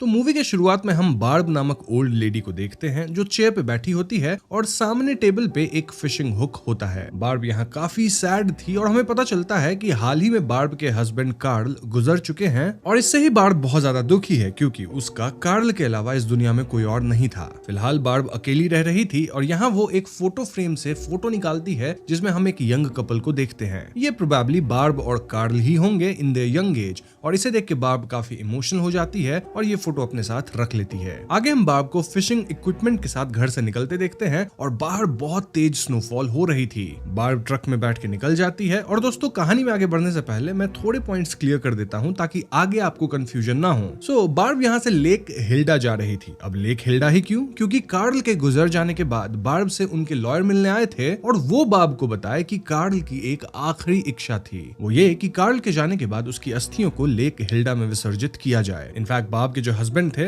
वो उसके लिए लेक हिल्डा जाने का मैप भी छोड़ के गए थे जिसमें जाने का वे अच्छे से मार्क्ड था। अब दोस्तों आप पूछ सकते हैं लेक हिल्डा ही क्यों? वो इसलिए क्योंकि कार्ल और बार्ब अपनी जवानी में लेक हिल्डा पे अपनी फर्स्ट डेट पे गए थे फॉर फिशिंग। तो हाँ, उनके लिए वो एक स्पेशल मोमेंट था और शायद इसलिए कार्ल चाहता था कि उसकी अस्थियों को लेक हिल्डा में ही डाला जाए। एनीवेज, अब आपको कॉन्टेक्स्ट मिल गया है, so let's come back to story. So yes, Barb गाड़ी चलाते हुए जा रही होती है और यहाँ रेडियो पे एक न्यूज ब्रॉडकास्ट आता है जिसमें बताया जा रहा था कि नॉर्दर्न मिनेसोटा में वेदर कंडीशन और खराब होने वाली है। ये सुन के बाद रेडियो बंद कर देती है और यहाँ हम कुछ सीन्स देखते हैं जिससे हमें पता लगता है कि वेदर कंडीशन सच में खराब हो रही थी, जैसे कि रोड्स पे पूरी तरह से स्नो थी, देन रिवर पूरी तरह फ्रीज हो चुकी थी वगैरह वगैरह। थोड़ी दूर जाने के बाद हेवी स्नोफॉल होने लगती है जिससे बार्ब को गाड़ी चलाने में दिक्कत आ रही थी। ऐसे में बार्ब गाड़ी रोक देती है क्योंकि उसे आगे रास्ता समझ नहीं आ रहा था, एज वो यहाँ बहुत साल बाद आई थी। मोरओवर स्नो की वजह से रास्ता पता कर पाना बहुत ज्यादा मुश्किल हो रहा था। ऐसे में वो गाड़ी से उतर जाती है ताकि सही रास्ता खोज सके। तभी उसे दूर से लकड़ियां काटने की आवाज आती है और वो गाड़ी लेके उस तरफ जाने लगती है। ऐसे ही बार्ब एक केबिन के पास पहुंच जाती है और वो गाड़ी से उतर के केबिन की तरफ जाने लगती है और वहां हम एक आदमी को लकड़ियां काटते देखते हैं। बार्ब उसके पास जा ही रही होती है कि तभी वो ब्लू कार में एक पिस्टल देखती है जिसमें एक बड़ा सा स्कोप था, वैसा ही स्कोप जैसा हम यूजुअली स्नाइपर राइफल में देखते हैं। इनफैक्ट वहां थोड़ी दूर पे हम ग्राउंड पे ब्लड भी देखते हैं जिससे बार्ब चिंतित हो जाती है। स्टिल बार्ब उस आदमी के पास बात करने जाती है और वो आदमी बार्ब को अचानक देख के डर जाता है। वो पूछता है कि वो यहाँ क्यों आई है और इस पे बार्ब कहती है कि वो लेक हिल्डा जा रही है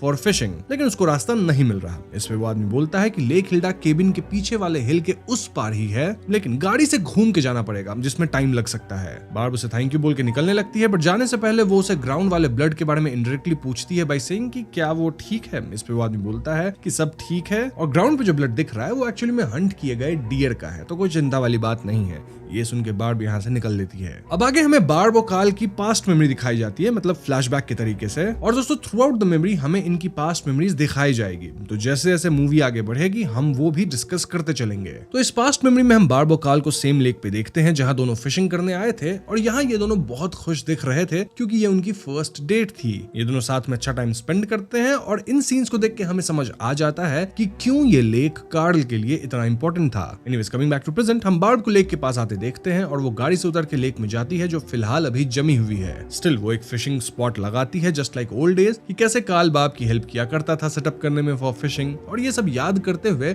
बार्ब काफी इमोशनल हो जाती है। तभी उसे जंगल से गन शॉट और किसी लड़की के चिल्लाने की आवाज आती है और ऐसे में बार्ब गाड़ी के पास जाके छिप जाती है। फिर हम एक यंग लड़की को जंगल से बाहर भाग के आते देखते हैं और उसके पीछे वही आदमी था जिसे हमने केबिन के पास देखा था। उसके हाथ में वो स्कोप वाली पिस्टल थी और यहाँ वो लड़की ज्यादा दूर भाग नहीं पाती और जल्द ही वो आदमी उसे पकड़ लेता है और वापस ले जाता है। अब ये सब देख के बार्ब डर जाती है और पुलिस को फोन करने लगती है, पर फोन में सिग्नल नहीं था, इसीलिए वो कार में बैठ के सोचती है चलो निकला जाए, हेल्प मंगाया जाए, लेकिन गाड़ी स्नो में फंस जाती है और यहीं पे सीन कट होता है। अब नेक्स्ट सीन में हम उस आदमी को देखते हैं जो उस लड़की को बेसमेंट में लॉक करके गाड़ी से कहीं चला जाता है। एंड देन हम बार्ब को देखते हैं जो सब छुप के देख रही थी और वो यहाँ इतना जल्दी कैसे आई। वेल, भले ही गाड़ी से लेक दूर थी लेकिन पैदल केबिन बहुत नजदीक था, बताया था ना उस पार जाके। खैर आदमी के जाते ही बार्ब केबिन की तरफ जाती है ताकि वो उस लड़की को बचा सके, लेकिन केबिन का जो मेन डोर था वो लॉक्ड था और सारी विंडोज भी बंद कर दी गई थी। थोड़ा घर के आसपास देखने पे उसे एक विंडो दिखती है जो बेसमेंट से कनेक्टेड थी और यहाँ वो उस लड़की को बंधे हुए देखती है, मतलब उसके मुंह पे पट्टी भी लगी थी। बार्ब उससे पूछती है क्या वो ठीक है, बट क्लियरली बीच में ग्लास थी तो उसकी आवाज लड़की तक नहीं जा रही थी। लेकिन इससे पहले बार्ब कुछ कर पाती वो आदमी वापस आ जाता है और इस बार उसके साथ एक और कार आई थी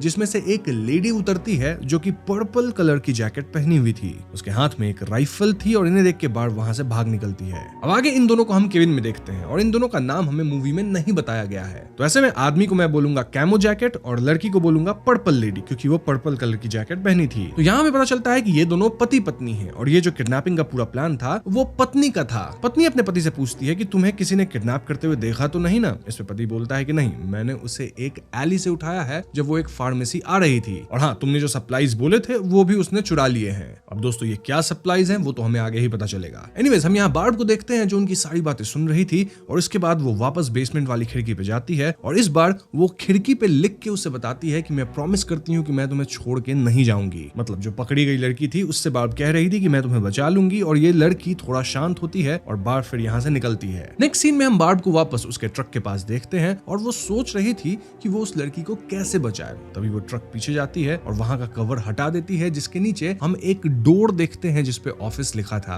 अब दोस्तों ये जगह आइस शैक जैसा लग रहा था, और हाँ जिन्हें आइस शैक नहीं पता उन्हें मैं बता दूं कि ये एक पोर्टेबल शेल्टर जैसा होता है और इसे आइस फिशर्स यूज करते हैं ताकि विंड और कोल्ड से बचा जा सके विंटर के कहर में। Anyways coming back to story, हम पर्पल लेडी को केबिन के बाहर देखते हैं जहां अचानक से उसके नाक से खून निकलने लगता है और वो तुरंत पोंछ लेती है। इस सीन से हम क्लियरली समझ पाते हैं कि पर्पल लेडी की तबीयत कुछ ठीक नहीं है। I mean, हमें देख के ही पता चल रहा है कि ये बहुत टाइम से बीमार है और यहाँ जो कुछ भी हो रहा है शायद इसी से रिलेटेड है। एनीवेज उसे केबिन के साइड पे एक रेड मिटन यानी कि हैंड ग्लव्स दिखता है। देन उसे बेसमेंट की विंडो पे वो राइटिंग दिख जाती है जो कि बार्ब करी थी। इतना ही नहीं, स्नो में फुटप्रिंट्स भी दिख गए थे। ये देख के वो सीधा केबिन में जाती है जहाँ वो रेड मिटन दिखा के पति से पूछती है कि यहाँ क्या कोई आया था। इससे पति बोलता है हाँ, कुछ घंटे पहले एक ओल्ड लेडी आई थी लेक हिल्डा का रास्ता पूछने, शायद ये उसका ही होगा। ये सुनकर पर्पल लेडी भड़क जाती है सेइंग कि वो जो भी ओल्ड लेडी थी उसे बेसमेंट वाली किडनैप्ड लड़की के बारे में पता चल गया है, तो इससे पहले वो ओल्ड लेडी किसी को इन्फॉर्म करे हमें उसे निपटाना पड़ेगा, नहीं तो हम दोनों फंस जाएंगे। ऐसा बोल के पर्पल लेडी अपना राइफल लेके कैमो जैकेट के साथ लेक साइड जाती है। तो आगे ये दोनों किडनैपर्स फ्रोजन लेक के पास थे जहां उन्हें वही आइस शैक दिखता है जिसे हमने बार्ब के ट्रक के पीछे देखा था। ऐसे में दोनों शैक के पास जाते हैं और यहाँ कैमो जैकेट शैक को चेक करने जाता है, पर तभी वो लेक में गिर जाता है। जी हाँ दोस्तों, ये एक ट्रैप था जिसे बार्ब ने सेटअप किया था और हम बार्ब को भी देख पाते हैं जो दूर से इन पे नजर रख रही थी। यहाँ पर्पल लेडी किसी तरह अपने पति को बचा लेती है और इसका फायदा उठा के बार्ब केबिन में जाती है और वो किसी तरह बेसमेंट का डोर तोड़ देती है, पर इस चक्कर में वो बेसमेंट की सीढ़ियों से नीचे गिर जाती है और उससे थोड़ी चोट भी आती है। पर वो किसी तरह खुद को संभाल के लड़की के पास जाती है और उसके मुंह से टेप निकालती है। अब लड़की को हैंडकफ भी लगा था और उसे तोड़ने के लिए बार्ब कुछ खोजने ऊपर जाती है। ऊपर जाके बार्ब पहले सिंक टैप को ऑन करती है इंक्लूडिंग बाथ टब का टैप, और फिर उसमें कपल के बैग से और केबिन से सारे सूखे कपड़े डाल देती है ताकि पानी ओवरफ्लो कर सके। साथ ही वो फायरप्लेस की आग भी बुझा देती है। अब बार्ब ऐसा क्यों कर रही है वो आपको जल्दी पता चल जाएगा। फॉर नाउ यहाँ से बार्ब बाहर जाती है जहाँ उसे एक हैमर मिल जाता है, लेकिन तभी पर्पल लेडी और कैमो जैकेट वाले यहाँ आ जाते हैं जहाँ पर्पल लेडी बार्ब पर राइफल से गोली चला देती है। इससे बार्ब इंजर्ड हो जाती है, लेकिन वो किसी तरह गाड़ी के पास जाके कवर ले लेती है। तभी पर्पल लेडी की राइफल रिलोड पे आ जाती है और जब तक वो रिलोड करके वापस शूट करती,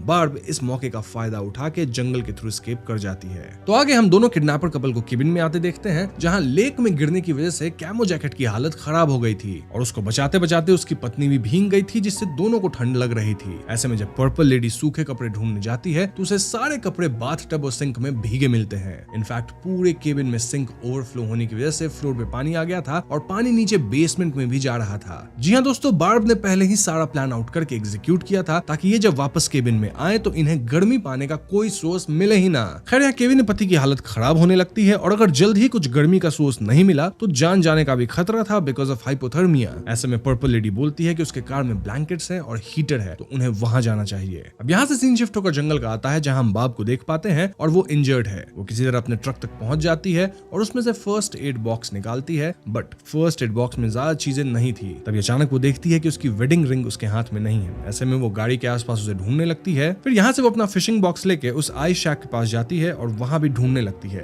तभी हम एक और पास्ट मेमोरी देखते हैं जिसमें हम अगेन यंग कार्ल और बाब को देखते हैं, जहां कार्ल फिशिंग बॉक्स में रिंग छुपा के बाब को सरप्राइज देता है। मतलब इसी तरह से वो शादी के लिए प्रपोज किया था। और इस सीन से हम समझ पाते हैं कि क्यों ये वेडिंग रिंग बाब के लिए इतनी इंपॉर्टेंट है। एनीवे सीन वापस प्रेजेंट में आती है जहां हम बाब को रोते हुए देखते हैं क्योंकि उसे रिंग नहीं मिल रही थी। तभी उसकी नजर वहां पे गिरे पिस्टल पे जाती है जिसमें वो बड़ा सा स्कोप था। ऑफ कोर्स जब कैमो जैकेट लेक में गिरा होगा तो ये पिस्टल उससे वहां गिर गई होगी जिसका उसे ध्यान नहीं आया होगा। बार्ब ये पिस्टल अपने पास रख लेती है और सीन यहीं कट हो जाता है। दूसरी तरफ हम दोनों पति और पत्नी को कार में हीटर चला के बैठे देखते हैं और यहाँ पर्पल लेडी कहती है कि हमें कल मॉर्निंग को लिटिल फोक पहुंचना है तो यहाँ का सारा काम निपटा के जल्दी निकलना पड़ेगा, नहीं तो सर्जन नहीं मिलेगा। और अगर सर्जन नहीं मिला तो तुम्हें भी पता है क्या होगा। अब दोस्तों ये किस बारे में बात कर रहे हैं, अगेन हमें मूवी में ये बात आगे पता चलेगी। जो भी हो कैमो जैकेट की हालत स्टिल खराब थी लेकिन फिर भी वो मदद करने के लिए मान जाता है। ये दोनों वापस केबिन में जाते हैं और सूखे हुए कपड़े पहनते हैं। यहाँ कैमो जैकेट पर्पल लेडी को बोलता है कि हम ऑपरेशन यहीं क्यों नहीं कर लेते, लेकिन इस पे पर्पल लेडी बोलती है कि ये मेरे ग्रैंड माँ की केबिन है तो वो इसे खराब करना नहीं चाहती, ना ही वो कोई सबूत छोड़ना चाहती है, इसलिए वो ये ऑपरेशन फ्रोजन लेक पे ही करेंगे जहाँ काम होने के बाद वो वाला स्पॉट डिस्ट्रॉय कर दिया जाएगा। इससे कोई सबूत भी नहीं बचेगा। पर्पल लेडी आगे कहती है कि इस सब में मुझे तुम्हारी जरूरत है तो खुद को संभालो। ये कह के वो यंग लड़की को बेसमेंट से लेने जाती है। क्यों? क्योंकि अब वो वहाँ सेफ नहीं थी, क्योंकि बार्ब को उसके बारे में पता चल गया था और सिंक ओवरफ्लो होने के कारण सारा पानी अब बेसमेंट में ही जा रहा था। तो आगे हम कैमो जैकेट को अपनी कार से सारे सप्लाईज एंड इक्विपमेंट्स उठाते देखते हैं। वहीं हम पर्पल लेडी को यंग लड़की को बाहर लाते हुए देखते हैं जिसे वो कार में बिठा के हैंडकफ कर देती है। दूसरी तरफ कैमो जैकेट नोटिस करता है कि उसकी पिस्टल मिसिंग है और जब ये बात पर्पल लेडी को पता चलती है तो वो उस पर भड़क जाती है। इतना ही नहीं, वो इसे थप्पड़ भी मारती है। इसके बाद वो कैमो जैकेट को बोलती है कि तुम लेक पे ऑपरेशन के लिए सेटअप रेडी करो, फिर हम सीधा वहां आ जाएंगे। ये बोल के वो लड़की के साथ यहाँ से चली जाती है। आगे हम कैमो जैकेट को लेक के पास देखते हैं जहाँ वो सप्लाईज और इक्विपमेंट को खींच के ले जा रहा था। वहीं दूर पे हम बार्ब को देखते हैं जो कि उस पर नजर रख रही थी। हम देखते हैं कि इंजरी की वजह से बार्ब पेन में है और वो यहाँ से निकल के सीधे केबिन में जाती है जहाँ उसे बेसमेंट यंग लड़की नहीं दिखती। ऑफ कोर्स उसे तो पर्पल लेडी अपने साथ लेके चली गई है। तो ऐसे में बार्ब फिर से ऊपर जाती है जहाँ उसे एंटीसेप्टिक मेडिसिन मिल जाती है जिससे वो इंजरी को ट्रीट करके बाहर आ जाती है। नाउ बार्ब को यहाँ कैमो जैकेट के कार में एक सीबी रेडियो दिखता है। अब जिन्हें सीबी रेडियो नहीं पता उन्हें मैं बता दूं कि ये एक short range two way communication device है फॉर पब्लिक जिसमें फ्रीक्वेंसी ट्यून करके दूसरों से कांटेक्ट किया जा सकता है। तो बार्ब हैमर से कार विंडोज तोड़ के कार में एंटर करती है और वो कांटेक्ट करने की कोशिश करती है और लकीली उसका कांटेक्ट एक आदमी से होता है जिससे वो सारी सिचुएशन एक्सप्लेन करती है। बार्ब उसको अपना लोकेशन भी देती है पर इससे पहले वो कुछ और डिटेल दे पाती, यहाँ अचानक कैमो जैकेट आके बार्ब पे हमला कर देता है। But since we already know कि कैमो जैकेट की हालत बहुत खराब थी तो बार्ब उसे ओवरपावर कर देती है। बार्ब उस पे हैमर से हमला करके इंजर्ड कर देती है और इससे पहले बार्ब फिर से हैमर से वार करती। कैमो जैकेट बोलता है कि बार्ब उसे ना मारे, वो ये सब उसकी पत्नी के लिए कर रहा है क्योंकि वो बीमार है, सो प्लीज उसे ना मारे। ये बोल के कैमो जैकेट बार्ब को उसकी रिंग देता है और अभी रिंग को देखते बार्ब शांत होती है और उससे पूछती है कि पास वाला टाउन कितना दूर है। कैमो जैकेट कहता है कि टाउन यहाँ से 2 घंटे की दूरी पे है और ये सुन के बार्ब उससे बोलती है कि मैं तुम्हें छोड़ रही हूँ पर तुम्हें टाउन जाके पहले पुलिस को यहाँ भेजना है और फिर तुम्हें डॉक्टर के पास जाना है क्योंकि तुम्हारी हालत खुद भी बहुत खराब है। ये सुनकर कैमो जैकेट खुश होता है और यहाँ से जाने लगता है। जाने से पहले वो बार्ब को पिस्टल की बची हुई बुलेट्स देता है और कार लेके वहां से निकलता है। तो आगे हम कैमो जैकेट को कार से टाउन जाते देखते हैं पर तभी सामने से पर्पल लेडी अपनी गाड़ी से आती है और राइफल लेके गाड़ी से नीचे उतर के उस पर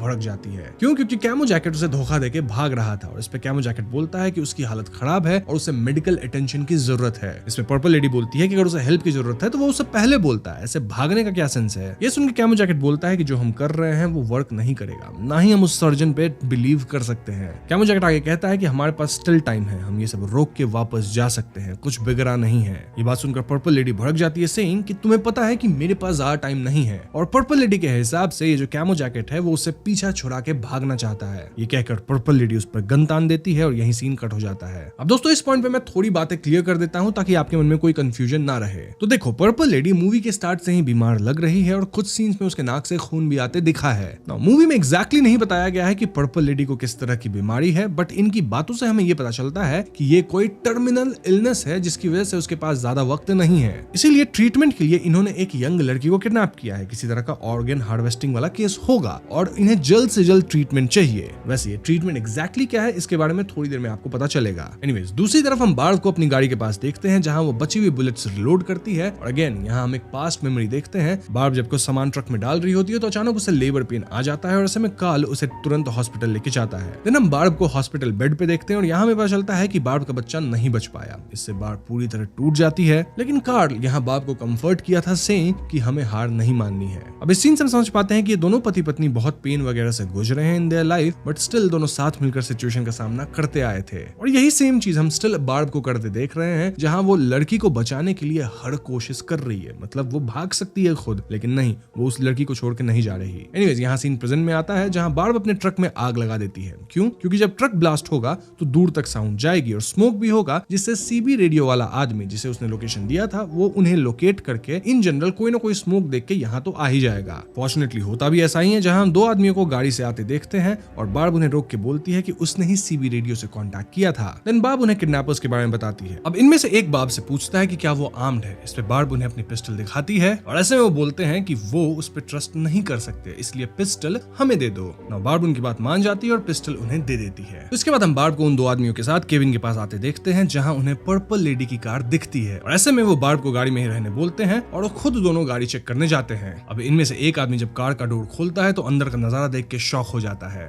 इससे पहले वो कुछ बताता कुछ बोलता, पर्पल लेडी आती है, दोनों को शूट कर देती है एंड देन बार्ब पे भी शूट करने लगती है। बार्ब गाड़ी में उसकी पिस्टल लेके काउंटर फायर करती है और उनमें से एक गोली पर्पल लेडी के लेग को लग जाती है, जिससे वो नीचे गिर जाती है। अब इससे पहले वो पर्पल लेडी को शूट करके समाप्त कर पाती, उसकी बुलेट्स खत्म हो गई थी और ऐसे में वो दौड़ के उस आदमी के शरीर के पास जाती है जिसके पास गन थी। अब इसी भाग दौड़ के दौरान जब बार्ब पर्पल लेडी के कार में देखती है तो वहां वो कैमो जैकेट की मृत शरीर पाती है। जी हाँ दोस्तों, पर्पल लेडी ने अपने ही पति को समाप्त कर दिया था क्योंकि वो धोखा देके भाग रहा था और ऐसे में उसका प्लान फंस जाता। खैर, पर्पल लेडी यहाँ फिर से उठ के शूट करना शुरू करती है और इससे बचने के लिए बार्ब केबिन के एक रूफ के यहाँ जाके कवर लेती है, लेकिन पर्पल लेडी उस रूफ के सपोर्ट को ही शूट करती है, जिससे रूफ बार्ब पे गिर जाती है और वो बेहोश हो जाती है। नाउ अगेन यहाँ में बार्ब की पास्ट मेमोरी दिखाई जाती है, जहाँ बार्ब कार्ल को बेड से उठाती है और उसके लिए हॉट शावर रेडी करने जाती है। हम समझ पाते हैं कि कार्ल उस टाइम अनवेल है और उसे उठने वगैरह में भी मदद लगती है। आगे हम कार्ल को ब्रेकफास्ट टेबल पे बैठे देखते हैं और वहीं बार्ब उसके लिए ब्रेकफास्ट बना रही होती है। तभी बार्ब नोटिस करती है कि कार्ल उसकी बातों का जवाब नहीं दे रहा था और ऐसे में जब वो कार्ल को चेक करती है तो हम समझ पाते हैं कि कार्ल इस दुनिया को छोड़ के चला गया था। इससे बार्ब टूट जाती है एंड यस, फ्लैशबैक से फाइनली हमें कार्ल और बार्ब की ऑलमोस्ट पूरी कहानी पता चल गई है। एनीवेज, प्रेजेंट में जब बार्ब को होश आता है तो वो खुद को बेसमेंट में बंधा पाती है और यहाँ हम यंग लड़की को भी देख पाते हैं। बार्ब लड़की से उसका नाम पूछती है, इस पे लड़की उसका नाम लिया बताती है और ये सुन के बाप बोलती है कि अगर उसे बेटी होती तो वो उसका नाम भी लिया रखने वाली थी एंड इन केस बेटा होता तो उसका नाम एरिक रखती। यहाँ बाप ये भी पूछती है कि क्या तुम इन लोगों को जानती हो या कभी देखा है इन्हें। इस पे लिया बोलती है कि हाँ, उसने पर्पल लेडी को हॉस्पिटल में देखा था और अब इसके बाद लिया रोने लगती है और उसे शांत करने के लिए बार्ब यहाँ अपने ग्रैंडपा की कहानी सुनाने लगती है। कहानी ये कि कैसे वो एक बार उनके ऑक्स के साथ एक विंटर स्टॉर्म में फंस गए थे और ये स्टॉर्म इतना भीषण था कि काफी लोग इस स्टॉर्म से समाप्त हो गए, लेकिन बार्ब के ग्रैंडपा ने हार नहीं मानी। वो ऑक्स लेके आगे चलते रहे जब तक विंटर स्टॉर्म खत्म नहीं हुई। बेसिकली बार्ब लिया को ये समझाना चाहती थी कि हमें नहीं पता कि हमारे साथ लाइफ में आगे क्या होगा, लेकिन इससे फर्क नहीं पड़ना चाहिए, ना ही हमें क्विट करना चाहिए, क्योंकि आगे लाइफ तो जीते रहना ही है। और ये बात सुन के लिया कहीं ना कहीं शांत होती है। तभी हम मुंह पर डोर बंद होने की आवाज सुनते हैं, जिससे लगता है कि पर्पल लेडी कहीं बाहर जा रही है। ऐसे में बार्ब खुद को फ्री करने का एक वे ढूंढने लगती है। उसे फिशिंग बॉक्स की याद आती है और ऐसे में वो जैकेट में ढूंढना शुरू करती है। अब जैकेट में तो फिशिंग बॉक्स नहीं था, लेकिन लिया एक शेल्फ की तरफ पॉइंट करके फिशिंग बॉक्स के बारे में बताती है। तो बार्ब किसी तरह इस फिशिंग बॉक्स को शेल्फ से निकालती है और उसका हैंडल निकाल के वो जिस पोल से बंधी थी उसका स्क्रू खोल देती है। ऐसे में वो खुद को आजाद कर पाती है, बट स्टिल हैंडकफ तो था ही। बार्ब को यहाँ सेलर डोर मिलता है, लेकिन जैसे ही वो सेलर डोर ओपन करती है वो अपने सामने पर्पल लेडी को पाती है जो बेसमेंट में आ गई थी। और दोस्तों यहीं पे सीन कट होता है। तो अगले सीन में हम पर्पल लेडी, बार्ब और लिया को लेक पे देखते हैं, जहां वो टेंट के पास जा रही थी जिसे कैमो जैकेट ने सेटअप किया था फॉर ऑपरेशन। यहाँ तीनों टेंट के अंदर जाते हैं, जहां हम देख पाते हैं कि यहाँ सारा प्रोफेशनल ऑपरेशन थिएटर जैसा सेटअप किया गया था। पर्पल लेडी की हालत और भी खराब हो रही थी क्योंकि पैर में गोली लगने की वजह से उसका खून बह रहा था और और उसने वो ट्रीट भी नहीं किया था।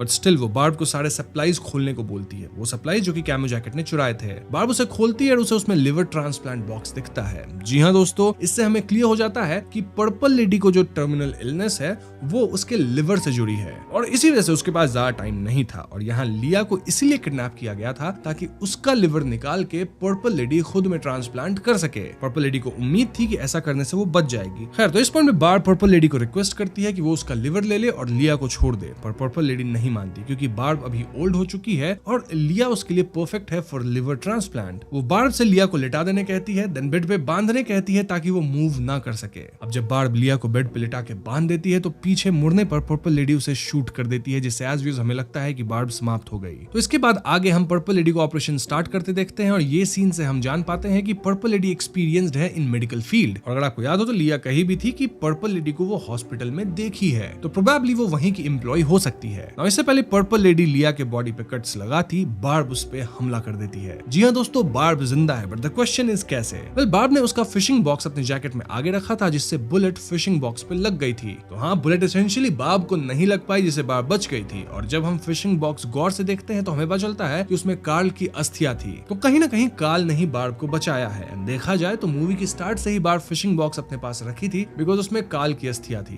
Anyways, coming back to story, यहाँ बार्ब और पर्पल लेडी लड़ते हुए टेंट से बाहर आते हैं और इसी में टेंट में आग लग जाती है। लिया अभी भी बेड से बंधी थी और यहाँ पर्पल लेडी बार्ब को ओवरपावर कर देती है और जब वो राइफल से बार्ब को शूट करने जाती है तो राइफल नहीं चलती। जी हाँ, बार्ब इसका फायदा उठा के उसके इंजर्ड लेग पे किक करती है जिससे पर्पल लेडी गिर जाती है। But again purple lady barb को ओवरपावर कर देती है और अपने राइफल के हैंडल से उस पे वार करती है। इन सब में बार्ब काफी इंजर्ड होती है। देन पर्पल लेडी बार्ब को घसीट कर आइस शैक वाले स्पॉट पे ले जाती है, पर तभी हम लिया को चिल्लाते हुए टेंट से बच के निकलते हुए देखते हैं। नाउ लिया की आवाज सुनकर पर्पल लेडी डिस्ट्रैक्ट होती है और इसी मौके का फायदा उठाकर बार्ब अपने हाथ वाले हैंडकप से दूसरे वाले हिस्से मतलब पर्पल लेडी के पैर पे अटैच कर देती है एंड देन लेक में कूद जाती है, जिससे पर्पल लेडी भी उसके साथ लेक में खींची चली जाती है और ऐसे में हम उसे डूब के समाप्त होते हुए देखते हैं। और हम यहाँ बार्ब को भी देखते हैं जो फाइनली फिशिंग बॉक्स को ओपन करके कार्ल की अस्थियां पानी में विसर्जित कर देती है। इन द एंड बार्ब भी समाप्त होती है और ऊपर हम लिया को देखते हैं जो अभी फाइनली फ्री थी। उसे बार्ब और कार्ल की पिक्चर भी मिलती है जो कि वो लोग अपने फर्स्ट डेट पे खींचे थे। इसके बाद लिया यहाँ से जाने लगती है और मूवी के एंड सीन में हम फिर से यंग बार्ब और कार्ल को देखते हैं जो साथ में लेक हिल्डा पे पिक्चर ले रहे होते हैं। वही फोटो जिसे हमने बार्ब के पास मूवी के स्टार्ट में और लिया के पास मूवी के एंड में देखा था और यहीं पे फिल्म खत्म हो जाती है। तो दोस्तों, ये थी फिल्म की कहानी जो कि काफी सिंपल सी थी। स्टिल हम यहाँ कुछ थीम्स और थियरीज पे बातें कर लेते हैं। सबसे पहले अगर मूवी के अंदर थोड़ा डीपर जाएं तो डेड ऑफ विंटर सिर्फ एक सर्वाइवल थ्रिलर नहीं है बल्कि ग्रीफ, गिल्ट और रिडेम्पशन की कहानी है। बार्ब अपने हस्बैंड कार्ल के गुजर जाने के बाद इमोशनली कोलैप्स कर चुकी होती है और लेक हिल्डा की जर्नी बेसिकली एक सिंबॉलिक ट्रिप बन जाती है। वो कहते हैं ना, एक आखिरी फेयरवेल नहीं बल्कि खुद के दर्द से कंफर्ट करने का प्रोसेस। पूरे मूवी में स्नो स्टॉर्म सिर्फ बैकग्राउंड नहीं है बल्कि बार्ब के इनर टर्मोइल का विजुअल मेटाफर है। जैसे जैसे स्टॉर्म बढ़ता है वैसे वैसे बार्ब का इमोशनल कॉन्फ्लिक्ट भी इंटेंस होता चला जाता है। कोल्ड, आइसोलेशन और व्हाइट लैंडस्केप यहाँ एक साइकोलॉजिकल केज जैसा काम करता है जहाँ बार्ब को अपने फियर और गिल्ट दोनों से लड़ना पड़ता है। अब अगर हम किडनैपर्स की आर्क पे आए तो उनका मोटिव भी इंटरेस्टिंग है। पर्पल लेडी का लिवर फेलियर और उसका डेस्परेट स्टेप यानी कि जो लिया को वो किडनैप करी थी, ये एक ट्विस्टेड वर्जन है सर्वाइवल इंस्टिंक्ट का, जहाँ बार्ब अपने पेन के बावजूद ह्यूमैनिटी नहीं छोड़ती, वहीं पर्पल लेडी अपनी लाइफ बचाने के लिए सब कुछ कुर्बान करने को रेडी है। ये कॉन्ट्रास्ट एक मोरल डिलेमा क्रिएट करता है। डिलेमा ये कि लाइफ और मोरालिटी में ज्यादा इंपॉर्टेंट क्या है, और इसी कॉन्ट्रास्ट के बीच में बार्ब का ट्रांसफॉर्मेशन होता है एक वल्नरेबल विडो से एक सर्वाइवर तक का।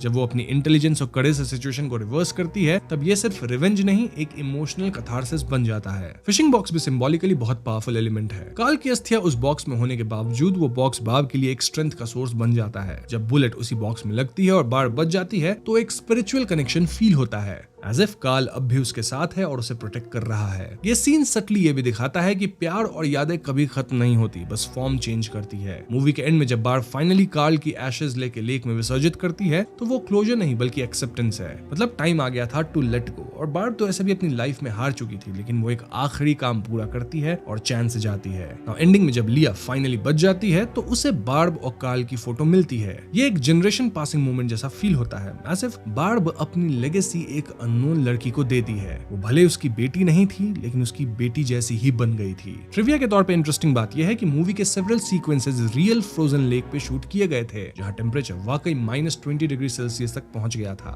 इमा थॉम्सन ने खुद अपने कुछ एक्शन सीन्स बिना स्टंट डबल के किए थे, जिसमें आइस शैक के ट्रैप और लेक फॉल सीक्वेंस इंक्लूडेड है। डायरेक्टर ब्रायन कर्क ने कहा कि उन्होंने एक्सट्रीम आइसोलेशन को एक साइकोलॉजिकल हॉरर की तरह ट्रीट किया, जिससे ऑडियंस को भी क्लॉस्ट्रोफोबिक फील हो जाए, जो बार फील कर रही थी। क्रिटिक्स ने मूवी को प्रेज किया है for its atmosphere and emotional depth, और कई लोगों ने इसे 2017 की फिल्म द रिचुअल और विंड रिवर के टोन से कंपेयर किया है। ओवरऑल भले फिल्म की कहानी सिंपल है, लेकिन फिल्म को देखने का जो एक्सपीरियंस था वो वाकई में अच्छा था। तो यस, ये थी डेड ऑफ विंटर फिल्म की कहानी। उम्मीद करता हूँ आपको वीडियो पसंद आई होगी। पसंद आई है तो वीडियो को लाइक और शेयर करें। साथ ही चैनल पे नए हैं तो हमें सब्सक्राइब भी कीजिएगा, क्योंकि हम अपने चैनल पे ऐसे वीडियोस लाते रहते हैं। पीस।